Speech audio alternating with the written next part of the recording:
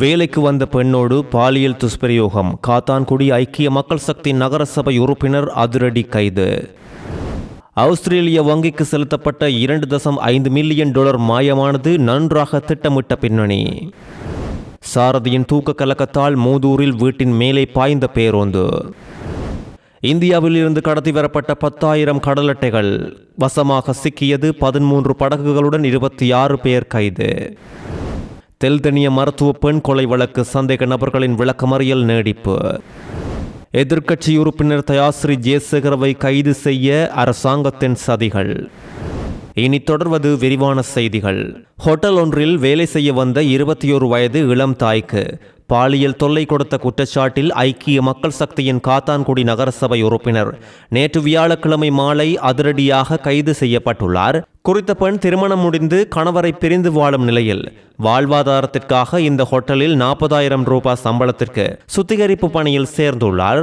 சில காலமாக சம்பளம் கொடுக்கப்படாததால் அந்த பெண் வேலைக்கு செல்வதை தவிர்த்து வந்துள்ளதோடு இந்த நிலையிலேயே நிலுவைச் சம்பளத்தை தருகின்றேன் என்று சொல்லி உரிமையாளரான நகரசபை உறுப்பினர் இந்த பெண்ணை மீண்டும் வேலையிடத்துக்கு அழைத்துள்ளார். நேற்று காலை வேலைக்கு சென்ற பெண் ஹோட்டல் அறையை சுத்தம் செய்து கொண்டிருந்த போது கதவை பூட்டிவிட்டு உள்ளே சென்ற நகரசபை உறுப்பினர் பெண்ணின் கையை பிடித்து மார்பகங்களை பிடித்து அவருக்கு பாலியல் தொல்லை கொடுத்துள்ளார் என்று பெண்ணால் முறைப்பாடு பதிவு செய்யப்பட்டுள்ளது.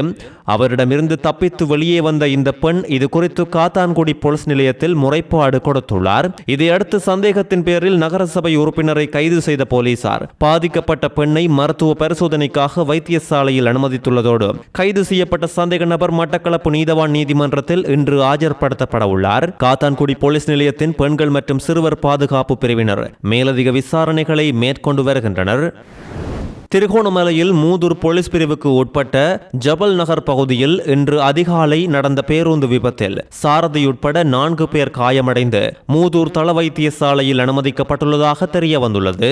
விபத்தின் புகைப்படங்களும் இப்பொழுது சமூக ஊடகங்களில் வெளியாகியுள்ளது. திருகோணமலை மட்டக்களப்பு பிரதான வீதியில் சென்று கொண்டிருந்த பேருந்து பாதையை விட்டு விலகி வீடு ஒன்றின் மீது மோதி விபத்துக்குள்ளானதாக போலீசார் முதற்கட்டமாக தெரிவித்துள்ளனர். விபத்துக்குள்ளான பேருந்து கதிர்காமத்துக்கு யாத்ரிகர்களை சென்று அவர்களை இறக்கிவிட்டு திருகோணமலை நோக்கி திரும்பி வந்த நேரமே இந்த சம்பவம் பதிவாகியுள்ளது. சாரதிக்கு வந்த தூக்க கலக்கமே இந்த விபத்துக்கு காரணமாக இருக்கலாம் என்று ஆரம்ப கட்ட விசாரணைகளில் தெரிய வந்துள்ளதோடு விபத்தில் பேருந்தின் சாரதி உட்பட 4 பேர் காயமடைந்த நிலையில் உடனடியாக மீட்கப்பட்டு மூதூர் தள வைத்தியசாலையில் சிகிச்சைக்காக அனுமதிக்கப்பட்டுள்ளனர். பேருந்து மோதியதில் வீடு மற்றும் அதில் இருந்த பல்வேறு உபகரணங்கள் கடுமையாக சேதமடைந்துள்ள போதிலும் அந்த நேரத்தில் வீட்டில் உறங்கிக் கொண்டிருந்தவர்கள் எவருக்கும் காயம் ஏற்படாமல் அதிர்ஷ்டவசமாக உயிர் தப்பியுள்ளனர். இந்தியாவில் இருந்து இலங்கைக்கு சட்டவிரோதமான முறையில் கடத்தி வரப்பட்ட 10,000 கிலோ எடையுள்ள கடல் அட்டைகள் மன்னார் சவுத் பார் பகுதியில் இன்று கடற்படையினரால் கைப்பற்றப்பட்டுள்ளது. இந்தியாவில் இருந்து பல படகுகளில் கடல் அட்டைகள் இலங்கைக்கு கடத்தப்படுகின்றது என்று வந்த ரகசிய தகவலை அடுத்து கடற்படையினர் நடத்திய விசேட தேடுதல் நடவடிக்கையிலேயே இந்த சட்டவிரோத கடத்தல் கண்டறியப்பட்டுள்ளது. இந்த சட்டவிரோத நடவடிக்கையில் கடத்தி வரப்பட்ட 13 படகுகளும் அதில் இருந்த 26 சந்தேக நபர்களும் கடற்படையினரால் கைது செய்யப்பட்டுள்ளது. கைது செய்யப்பட்டவர்கள் மற்றும் கைப்பற்றப்பட்ட படகுகள் மேலதிக சட்ட நடவடிக்கைகளுக்காக மன்னார் மாவட்ட கடல் தொழில் மற்றும் நீரியல் வள திணைக்கள அதிகாரிகளிடம் ஒப்படைக்கப்பட்டுள்ளதும் குறிப்பிடத்தக்கது. கைப்பற்றப்பட்ட கடல் அட்டைகள் உரிய ஏற்றுமதி அனுமதி பத்திரம் உள்ளவர்களுக்கு ஏல அடிப்படையில் விற்பனை செய்வதற்கான நடவடிக்கைகளை கடல் தொழில் மற்றும் நீரியல் வள திணைக்கள அதிகாரிகள் கடற்படை மற்றும் போலீசார் முன்னிலையில் முன்னெடுத்து வருவதும் குறிப்பிட வேண்டியது. இலங்கையில் இப்பொழுது நிலவி வரும் கடுமையான வானிலை காரணமாக யாழ்ப்பாணம், கிளிநொச்சி, முல்லைத்தீவு, வவுனியா, மட்டக்களப்பு, அம்பாறை, மொனராகலை மற்றும் அம்பாந்தோட்டை ஆகிய 8 மாவட்டங்களுக்கு வானிலை ஆய்வுத்துறை வெப்ப எச்சரிக்கை ஒன்றை விடுத்துள்ளது. பகல் நேரங்களில் மனித உடல் உணரும் வெப்பத்தின் அளவு வழக்கத்தை விட அதிகரித்து எச்சரிக்கை நிலையை எட்டக்கூடும் என்றும் வட, கிழக்கு மற்றும் தென்பகுதியில் குறிப்பிட்ட 8 மாவட்டங்களின் சில பகுதிகள் பாதிப்புக்கு உள்ளாகும் பகுதிகளாக அடையாளம் காணப்பட்டுள்ளது. உடலின் நீர்ச்சத்தை பேண அடிக்கடி போதிய அளவு தண்ணீர் குடிக்க வேண்டும். பகல் நேரங்களில் நேரடியாக வெயில் படும் இடங்களில் அதிக நேரம் இருப்பதை தவிர்க்க வேண்டும் என்றும் மக்களுக்கு அறிவுறுத்தல் வழங்கப்பட்டுள்ளது. பகலில் கடுமையான வெப்பம் நிலவும் நேரங்களில் கடினமான வெளிப்புற வேலைகள் மற்றும் செயல்பாடுகளை குறைத்துக் கொள்ளுமாறு மக்கள் அறிவுறுத்தப்பட்டுள்ளனர். மேல் சப்ரகமுவ மற்றும் வடமேல் மாகாணங்களிலும் காலி, மாத்தறை, கண்டி மற்றும் நுவரெலிய மாவட்டங்களிலும் இன்று சில இடங்களில் மழை பெய்யக்கூடும் என வளிமண்டலவியல் திணைக்களம் எதிர்வு கூறியுள்ளதோடு முல்லைத்தீவு, அம்பாறை மற்றும் மட்டக்களப்பு மாவட்டங்களில் சில இடங்களில் பிற்பகல் 2 மணிக்கு பின் மழை அல்லது இடியுடன் கூடிய மழை பெய்யக்கூடும் என குறித்த திணைக்களம் அறிவுறுத்தியுள்ளது. மத்திய மலைநாட்டின் மேற்கு சரிவு பகுதிகளிலும் வடமத்திய மற்றும் சபரகமுவ மாகாணங்களிலும் மொனராகலை, புத்தளம், அம்பாந்தோட்டை, திருகோணமலை மற்றும் மன்னார் மாவட்டங்களிலும் அவ்வப்போது மணிக்கு 40 தொடக்கம் 50 கிலோமீட்டர் வேகத்தில் பலத்த காற்றும் வீசக்கூடும். மன்னாரில் உள்ள பிரபல பாடசாலை ஒன்றில் தரம் 5 கல்வி கற்கும் மாணவி வகுப்பாசிரியரால் தாக்கப்பட்ட சம்பவம் பெரும் பரபரப்பை உண்டாக்கியுள்ளது.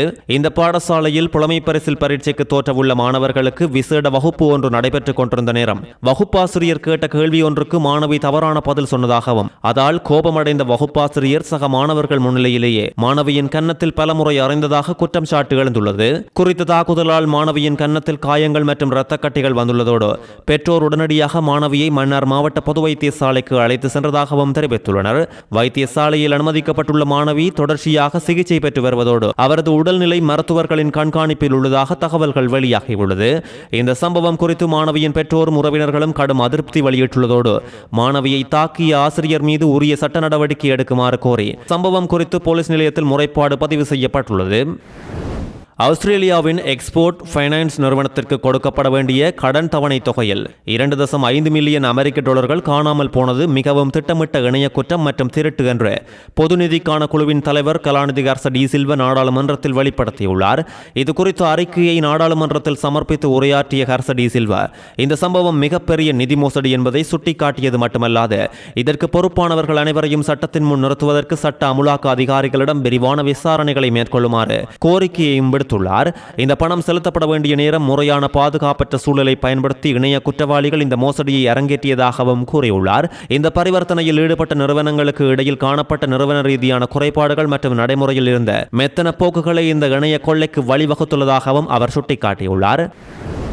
டெங்கு நோயாளர்களின் எண்ணிக்கை இலங்கையில் அதிகரித்து காணப்படுவதால் நோய் பாதிப்பு அதிகமுள்ள வலயங்களில் அரச, அரை அரச மற்றும் தனியார் பாடசாலைகள், பல்கலைக்கழகங்கள் மற்றும் தொழில் பயிற்சி நிலையங்களை ஆக குறைந்தது 2 வாரங்களுக்கு திறக்காமல் மூடி குறித்த வளாகங்களை சுத்தப்படுத்துவதற்கு கல்வி, உயர்கல்வி மற்றும் சுகாதார அமைச்சுக்கள் உடனடியாக நடவடிக்கை எடுக்க வேண்டும் என வைத்தியர்கள் மற்றும் சிவில் உரிமைகளுக்கான தொழிற்சங்க கூட்டமைப்பின் தலைவர் விசேட வைத்திய நிபுணர் சமல் சஞ்சீவ தெரிவித்துள்ளார். இப்பொழுது மேல் மாகாணம் உள்ளிட்ட பல மாகாணங்களில் 70,000க்கும் அதிகமானோர் டெங்கு நோயினால் பாதிக்கப்பட்டுள்ளமை உத்தியோகபூர்வமாக உறுதிப்படுத்தப்பட்டு இருந்தாலும் பதிவாகாத நோயாளர்களின் எண்ணிக்கை இதைவிட அதிகமாக இருக்கலாம் என்றும் அவர் சுட்டிக்காட்டியுள்ளார். நோயாளர்களின் எண்ணிக்கை உச்சமடைந்த பின்னரோ அல்லது பாதிப்புகள் அதிகரித்த பின்னரோ பாடசாலைகளை மூடுவதால் எந்த பயனும் இல்லை, குதிரை தப்பி சென்ற பிறகு லாயத்தை மூடுவதால் பயனில்லை என்று முதுமொழிக்கு ஏற்ப முன்னெச்சரிக்கையாக செயல்பட வேண்டியது அவசியம் என்றும் சுட்டிக்காட்டியுள்ளார்.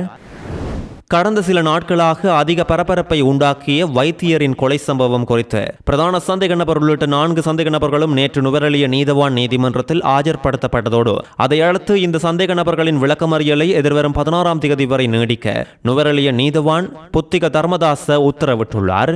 எதிர்க்கட்சி நாடாளுமன்ற உறுப்பினர் தயாஸ்ரீ ஜெயசேகரவை கைது செய்வதற்காக அனுரு அரசாங்கம் அரசியல் பழிவாங்கல் நடவடிக்கைகளை முன்னெடுத்து வருவதாக எதிர்க்கட்சி தலைவர் சஜித் பிரேமதாச குற்றம் சாட்டியுள்ளார். பாராளுமன்ற நேற்று பணம் தூயதாக்கல் தடை சட்டம் மூலம் நிதிசார் கொடுக்கல் வாங்கல்களை அறிக்கையிடல் சட்டம் மூலம் மற்றும் பயங்கரவாத நிதியளிப்பை ஒடுக்குதல் மீதான சட்டம் மூலம் குறித்த விவாதத்தில் உரையாற்றும் போதே சஜித் பிரேமதாச இவ்வாறு தெரிவித்துள்ளார். 2019ஆம் ஆண்டில் தயாஸ்ரீ ஜெயசேகரவுக்கு கருணை அடிப்படையிலான கொடுப்பனவாக 5 லட்சம் ரூபாய் கொடுக்கப்பட்டது. அவர் தன்னுடைய மருத்துவ சிகிச்சைக்காக 8,68,000 ரூபாவை செலவிட்டுள்ளார். அதற்கு சரியான பற்றுச்சீட்டுகளை இதுவரையில் வழங்கவில்லை என்ற போலி தகவலை தெரிவித்து விசாரணைகளை நடத்தி அவரை கைது செய்ய இந்த அரசு திட்டமிட்டுள்ளது என்று சஜித் பிரேமதாச குற்றம் சாட்டியுள்ளார்.